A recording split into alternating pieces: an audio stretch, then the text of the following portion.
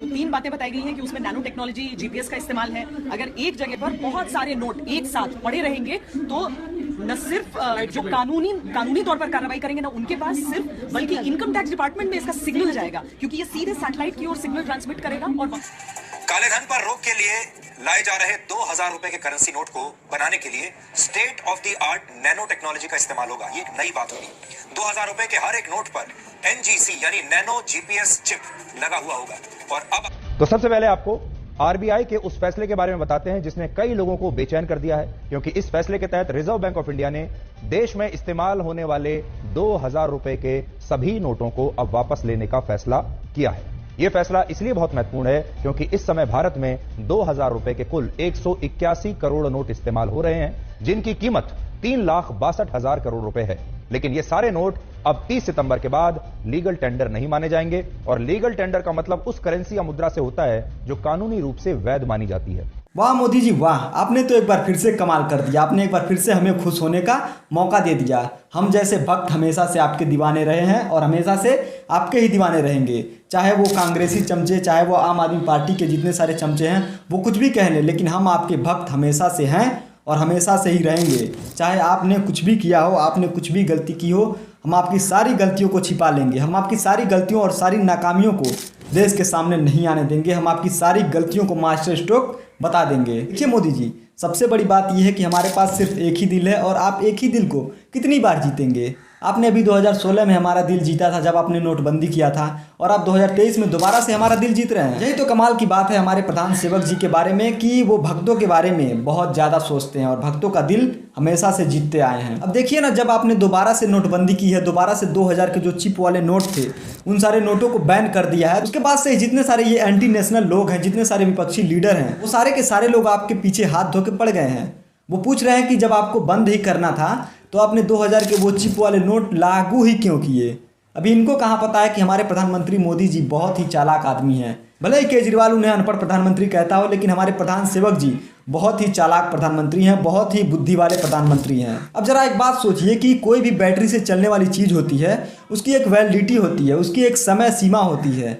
वो एक समय पे उसकी बैटरी जो है वो ख़राब हो जाती है। और इन सारे चमचों को शायद ये नहीं पता है कि जो नैनो चिप लगी थी, जो 2000 के नोटों में वो जो जीपीएस की नैनो चिप लगी थी, वो बैटरी वाली थी। और वही जो सीमा थी वो हमारे 2000 के नोटों में जो नैनो चिप था उसकी सीमा जो थी वो ख़त्म हो गई थी। इसीलिए हमारे प्रधान सेवक जी ने सोचा कि क्यों ना इस नोट को दोबारा से बंद कर दिया जाए, और दोबारा से बंद करने के बाद उसके जो चिप हैं उन चिप को बदल दिया जाए, और उसके बाद लोगों के सामने उस नोट को उतारा जाए। अब हमारे प्रधान सेवक जी इतना कुछ कर रहे हैं हमारे इस देश के लिए ही न कर रहे हैं, वो अपने लिए तो कुछ कर नहीं रहे हैं। वो फकीर आदमी है, जब चाहेंगे तब झोला उठा के कहीं चले जाएंगे। तो फिर आप सबको इससे परेशानी क्या है? जब हमारे प्रधानमंत्री मोदी जी ने बोला है कि वो जो सारे चिप हैं, वो सारे चिप की बैटरी डाउन हो चुकी है, और इसी वजह से हमने सोचा है कि उन सारे चिप की बैटरी को दोबारा से चार्ज करने के लिए बैंकों में वापस आप कर दीजिए। अरे क्या हो जाएगा कि आप दोबारा से लाइन में लग जाएंगे? आप देश हित में इतना नहीं कर सकते हैं? हमारे प्रधान सेवक जी को ही देख लीजिए, जगह जगह जाके लाइन में लग जाते हैं, जगह जगह विदेशी दौरा करते हैं, घूमते हैं फिरते हैं। जो सारा काम करते हैं उस देश के हित के लिए ही न करते हैं, बाकी अपने लिए क्या कुछ करते हैं। तो आप लोग इस देश की भलाई के लिए इतना नहीं कर सकते हैं कि दोबारा से बैंकों की लाइन में लग जाएं। अगर आप इतना नहीं कर सकते तो आप एंटी नेशनल हैं, आप देशद्रोही हैं। अब देखिए, हमारे प्रधान सेवक जी चारों तरफ से सोचते हैं। कहीं ऐसा भी हो सकता है कि हमारे जो 2000 के नोट थे, उन सारे 2000 नोटों में जो चिप लगी थी, उस चिप के माध्यम से हमारे प्रधान सेवक जी को पता चल गया हो कि किसके पास कितने सारे नोट हैं, किसके पास कितना सारा ब्लैक मनी है। हो सकता है कि इसी वजह से उन्होंने 2000 के नोट बैन कर दिए हो। कुछ भी हो सकता है। हमारे प्रधान सेवक जी से बुद्धिमान इस दुनिया में कोई नहीं है। हमारे प्रधान सेवक जी इस दुनिया के विश्व गुरु हैं। कुल मिला के बात यह है कि 19 मई 2023 के शाम को भारतीय रिजर्व बैंक एक सूचना देती है कि आज से ही जितने सारे 2000 के नोट हैं, जितने सारे 2000 के वो गुलाबी नोट हैं, उन सारे नोटों को बैन किया जाता है। लेकिन उन सारे नोटों का लीगल टेंडर अभी जारी रहेगा। यानी कि आपके पास जितने सारे गुलाबी नोट हैं, उन सारे नोटों को बदलने के लिए आरबीआई ने आपको 4 महीने का समय दिया है।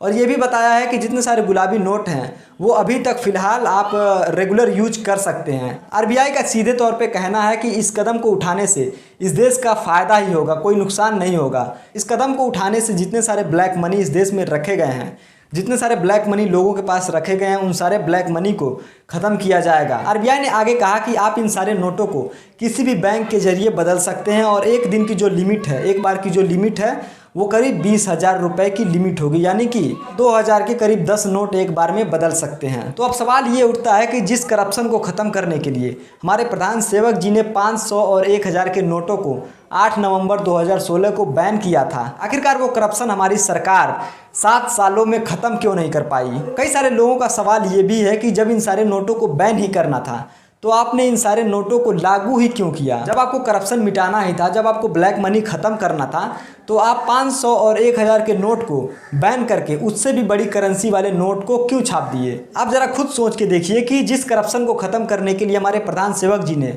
8 नवंबर 2016 को घोषणा की थी कि आज रात को 12 बजे के बाद जितने सारे 500 और 1,000 के नोट हैं वो लीगल टेंडर नहीं माने जाएंगे। इसके लिए उन्होंने जनता से 50 दिन का समय मांगा था और जनता ने उनको 50 दिन का समय भी दिया। भले ही जनता कितनी भी परेशानियां ना झेली हो, लेकिन उन्होंने हमारे प्रधान सेवक जी को 50 दिन का समय दिया कि आपको इस देश से भ्रष्टाचार खत्म करना है तो हम आपके साथ खड़े हैं। लेकिन जब बाद में डेटा देखा गया तो उन सारे नोटों का 99.3% जो नोट था वो बैंकों में वापस आ चुका था, वो भी लीगल तरीके से, यानी कि 0.7% ही ऐसी करेंसी थी जो कि ब्लैक मनी थी। तो फिर हमारे देश के प्रधान सेवक जी ने हमारे देश के लोगों से ये वादा क्यों किया कि अगर इस देश में ब्लैक मनी हमारे सरकार के पास वापस आता है तो इस देश के हर गरीब को 15-15 लाख रुपए यूं ही मिल जाएंगे। अब सबसे बड़ी बात यह है कि साल 2016 में उन सारे नोटों का 99.3% जब वापस आ चुका था तो फिर हमारे देश की सरकार ने करीब 6-7 सालों बाद उन्हीं सारे नोटों को बैन करने का आदेश क्यों दे दिया,